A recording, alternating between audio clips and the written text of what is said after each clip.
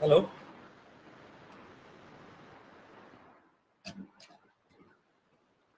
Hello. Am I audible? Yes, sir. Okay. Please let me know when to start. Yes, sir, you are audible now. Okay. Please let me know when I may start. Sir, from 11 a.m., sir. Okay. Okay. And any senior authorities will be present there? No, sir, no one joined yet. Pardon? Sir, till now, no one joined yet, sir, senior authority, sir. Okay. If they join, please let me know so that I can Okay, address okay, sir, them. no issues. Okay.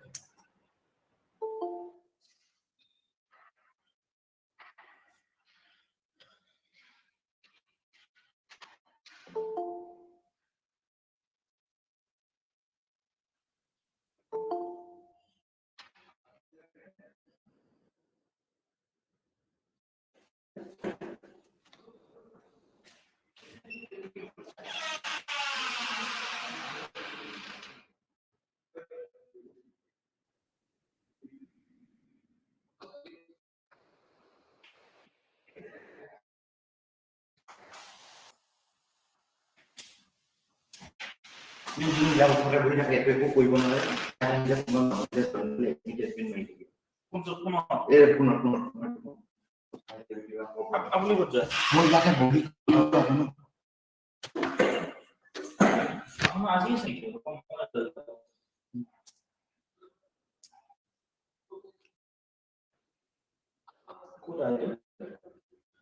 আজিয়ে আহিলে দেখি পাবাই admit অকল তুমি admit কৰিব লাগে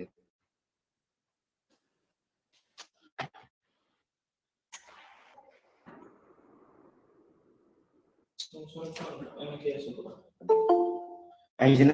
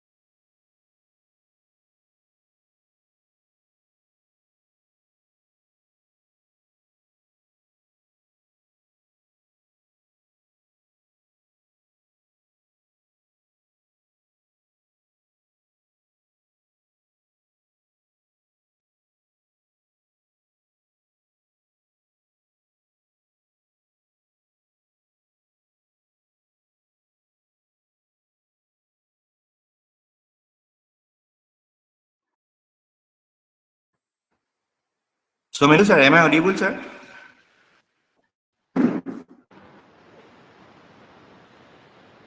Yes, you are audible. Sir, shall I start, sir? Yeah, you may.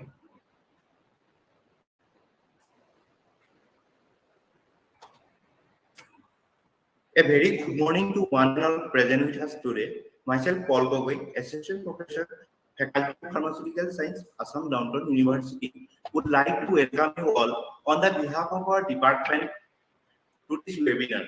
Today's webinar focuses on the topic publish or predicting the current scenario affecting Indian academia. Now, I would like to provide a brief outline of today's speaker, Dr. Somendu Debroy, sir. Dr. Somendu Debroy, currently working as principal, Mata Gujri College of Pharmacy, Mata Gujri University, Krishanganj, Bihar. He has also worked as professor and principal at Tetri Sundarbansi College of Pharmacy, Ramchandra University, Jharkhand. He has done his postgraduate in pharmaceutical science from Gayatri College of Pharmacy, Rourkela. He has been awarded many national and international conferences and published many articles in respected journals.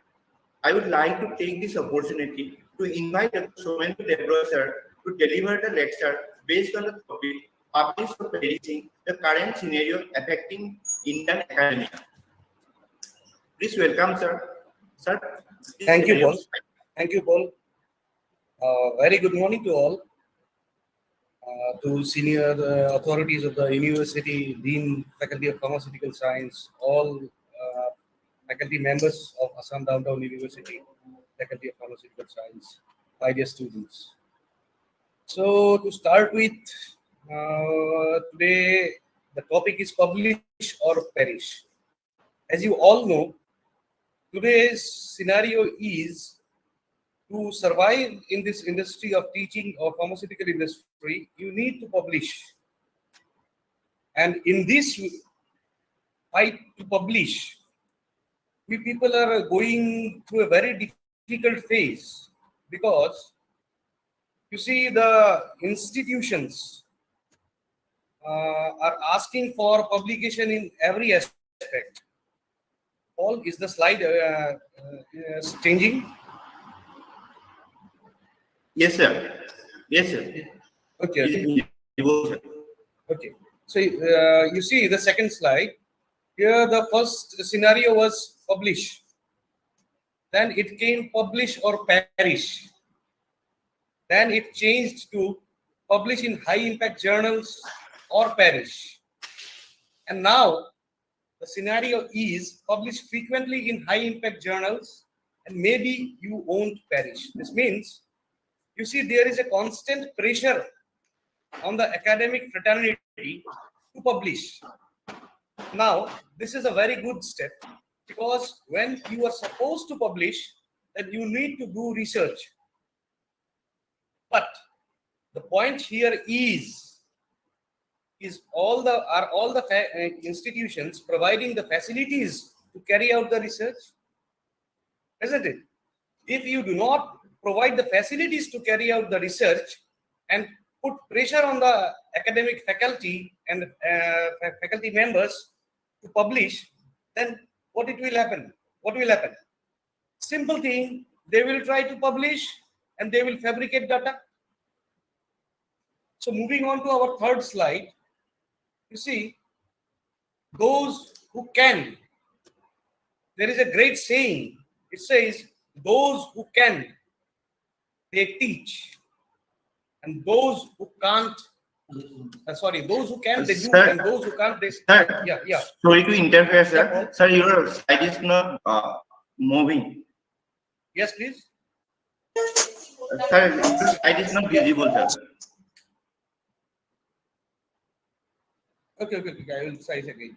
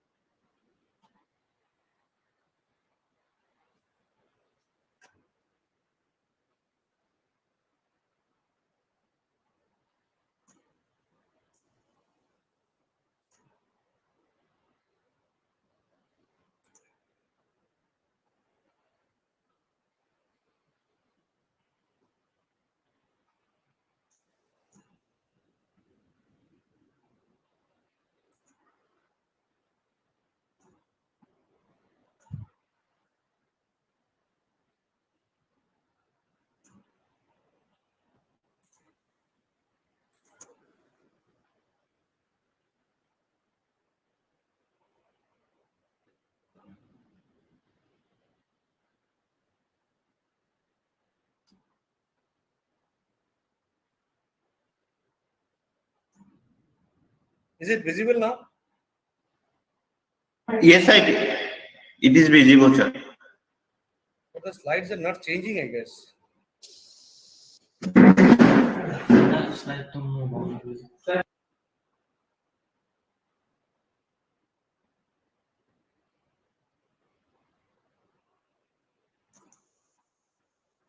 Is it clear now? Sir, it Okay. is clear, sir. Okay. So you see, the scenario was first of all, it was published, then publish or perish, then publish in high impact journal or perish, and then it came to publish frequently in high impact journal, and maybe you won't perish. Okay. So now moving on to the next slide. You see, there is a great saying which goes like, those who can, they do, and those who can't, they teach. Okay. So now the reason behind this saying is, you see, those who are best at performing activities, they prefer to go for industry, in pharmaceutical trade at least. Okay.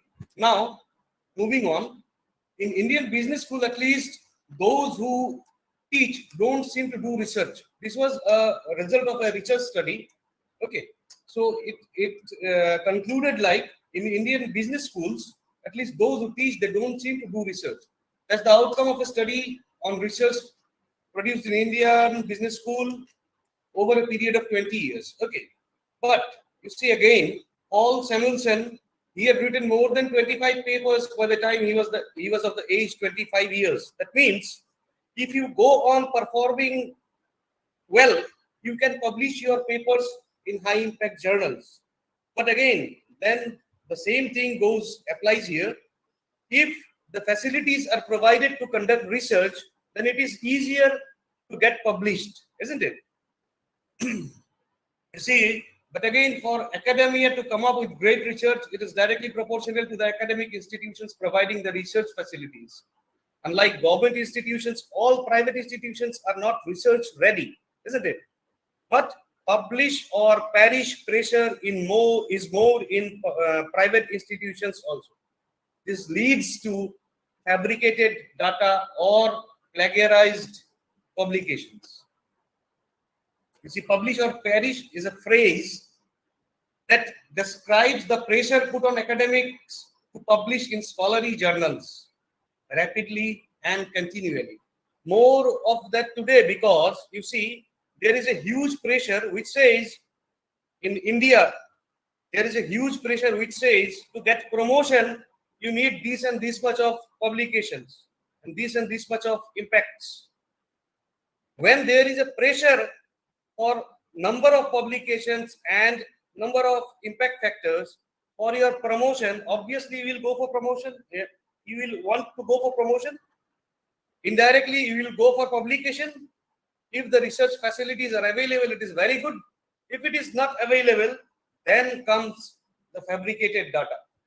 Publish or perish issue is primarily relevant to those working in academic institutions because as per UGC, for all promotional activities, you need to publish. Moving on to the next slide, you see, there is a term in publishing world that is retraction, that is removing your published article from the journals. So, the main reasons for retractions may be summarized like this. This is a small data which is presented here.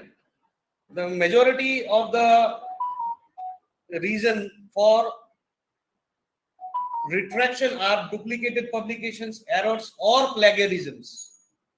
Others are very minor, and those are all genuine reasons. Author disputes, irregular citation patterns, no informed consents. These are all genuine reasons. This may happen. But the majority you see are duplicated publications, error in publications, fraud, and the highest is plagiarism. That means copy-paste. You are copying the data from somewhere and pasting it and claiming it to be your work.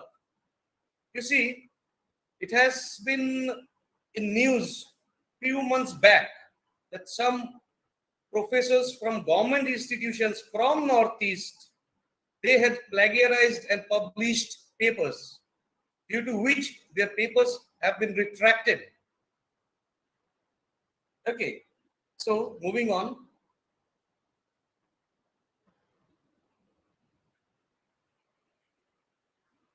You see, between January 2020 and December 2015, search identified 134 retraction notices. This accounts for 0.07 of all articles published. You see, it is nearly 0.1%. It is 0.07%.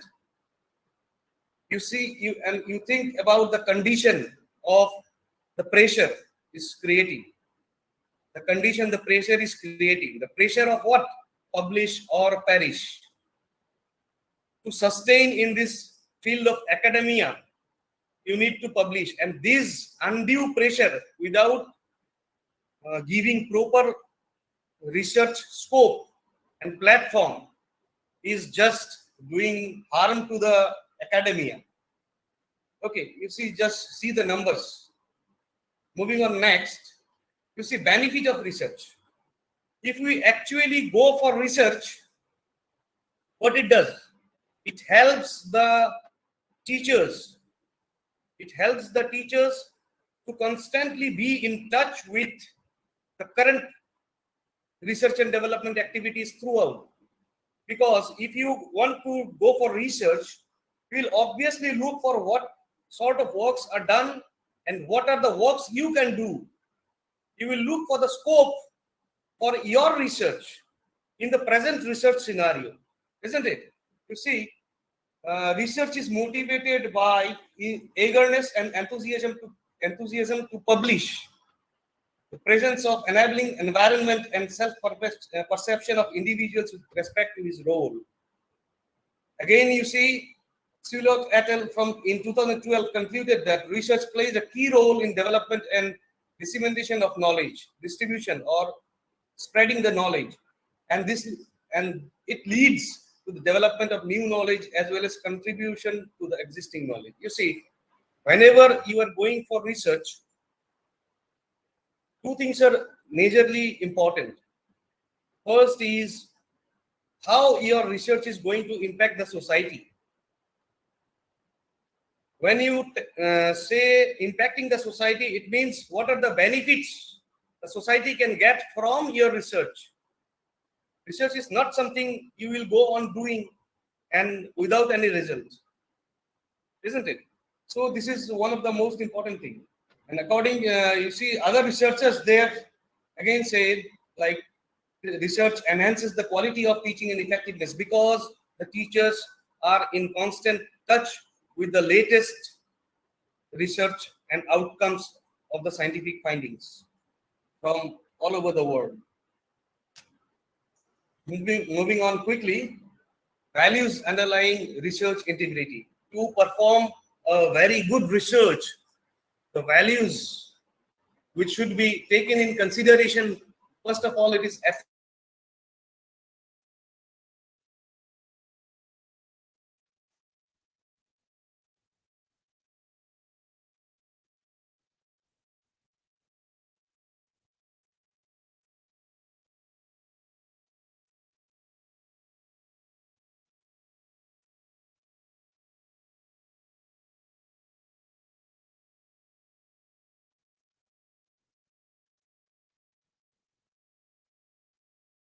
Sir,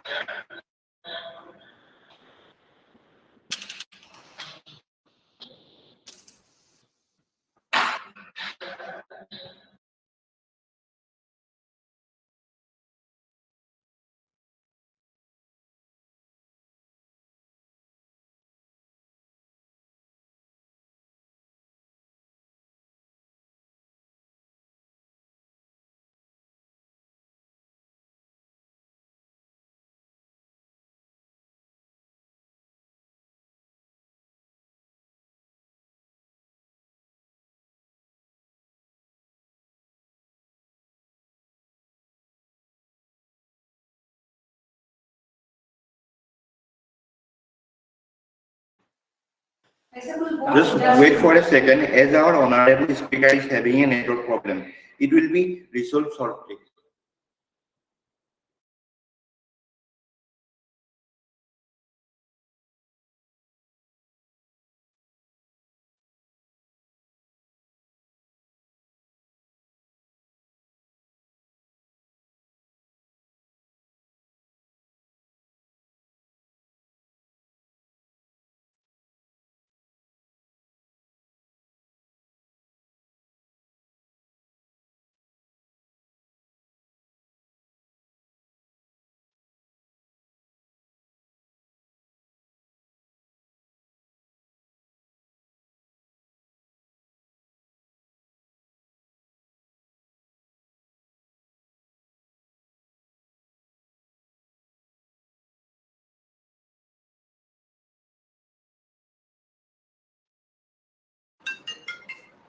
I disconnect yours. I'm trying. I'm trying.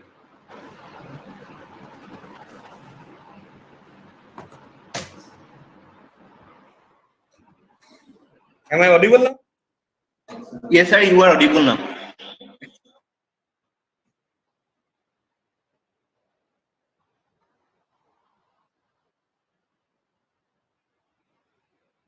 Is the presentation online?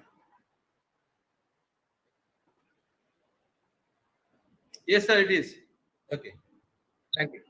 You see, the first point is ethics. Research. Yeah. Okay. First point is ethics. Research is conducted in an ethical manner, ensuring dignity, rights, safety, and privacy within the ecosystem. Yeah, Sofikul Islam. Can you just mute? Sofikul Islam. Yeah. Thank you. Then the second point is rigor. Research ensures high quality design, reliable data, the appropriate use of methods, rigorous and careful analysis, and transparent reporting and interpretation of the results. You see, all these points are very much important for a good research. Then comes relevance, what I told already, how your work is relevant to the society, how it is helping the society. Then comes transparency. Transparency, you see, first thing for transparency is honesty. If you are honest, then comes transparency. Honesty is promoted through transparency in developing, undertaking, reviewing, reporting, and communicating the research in a fair, comprehensive, and unbiased fashion. Then comes respect. You see, suppose we are doing our research with an animal activity. We are going for an animal activity. The amount of respect you must have for your activity, your work, the same amount of respect you should have for the animals you are using. If you are going for human trials, then the same amount of respect you must have for the human volunteers. Okay. Then comes impartiality. You see, you cannot be biased. That's yes, I have put so much effort, so my results should be like this. And this is the bias actually we researchers sometimes have. So this is the main thing. Then again, in collaborative works, I have done this part of work. My collaborators have done small part of the work. These things, this bias should not be there. When you are collaborating, all are equal. That should be your point of view while going for collaborative research. Then independence. Independence is the most important part of research. Why I say this is because when you are going for discovery, you must keep your brain open to any sort of results because you don't know the outcome, what it may be. Unexpected result may appear from the research. So if you are very much predetermined, this yes, I will get this sort of result, I will get this sort of result. Any unexpected result you won't accept. It will be difficult for you to accept any unexpected result, isn't it? Research functions must be insulated from both appearance and the reality of the undue influence. Sometimes in funded research, you see the funding authorities, they are looking for a particular result, so they are conducting the research. But being a researcher, we should be independent, and our thinking or our transparency should be independent. It should not be like they are funding and the research results should be biased towards them, isn't it? Then accountability. Accountability is a very big term, you see. This doesn't come in one day, isn't it? You see, the research, the accountability, it comes from the faith on the researcher. Lastly, I will say integrity in research implies that these values and every aspect are upheld by all involved in the research enterprise. Only then you can have unbiased and impartial result with independent results. Okay, thank you all. Thank you so much, sir, for your magnificent presentation and enlightening us with your knowledge and experiences. I'm sure all the students and faculty members have benefited from your wonderful lecture. Sir, with your permission, can we move on to the question answering session? Yeah, sure. Sir, the first question is, does the minimum criteria or number of publications required in organization compromise the quality of research or publication? You see, it depends. It depends on the institutions and their requirements. If an institution is asking for 20 publications in an academic year, then obviously it will impact the research. You will not be interested in doing perfect research, but you will be interested in number of publications. Usually, how many research academician can perform within a year? How many good research? 2, 3, 4 maximum. Sometimes academic institutions ask for 10 to 12 publications. When they ask for huge number of publications, here comes the duplication. I hope this satisfy your question. Yes, sir. Sir, thank you so much for answering all the questions. And thank you everyone for your valuable presence. Stay safe and Thank you so much. Thank you. Thank you.